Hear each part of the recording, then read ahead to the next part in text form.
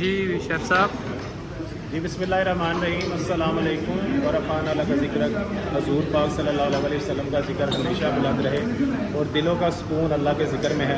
अच्छा जी, मटन का बूफे हमने शुरू किया है 2790 रुपये में, सिर्फ़ और सिर्फ 2790 रुपये में, जिसमें हम लोग 6 मटन की डिशें दे रहे हैं, 7 फ़िश दे रहे हैं, 7 बारबेक्यू है और ढेर सारी आइटम है। वीडियो में जो है ना एक रैंडम सा रिव्यू लेते हैं, अच्छा हो या बुरा हो रिव्यू होता है, तो पूछते हैं कैसा लगा खाना। बहुत आप लोग माशाल्लाह खाना खा रहे हैं, आपको खाने का टेस्ट कैसा लगा, जो एक ऑनेस्ट रिव्यू है वो दीजिएगा। सर आपसे शुरू करते हैं। ज़बरदस्त जी सर। यार, बाकी अभी मैंने जो टेस्ट किया मटन उनका अच्छा था, डाल के लाए अब देखते हैं। बहुत अच्छे थे। 5 मिनट बाद दोबारा रिव्यू दूंगा आपको। जी जी ज़रूर। अच्छा लगा। क्या जी सर आप थोड़ा सा आप चीज़ें इंक्रीज़ करें अपनी इसमें, डिश और इंक्रीज़ करें, ठीक है। और जो आपका लाइव बारबेक्यू है इट्स मोर देन बेटर।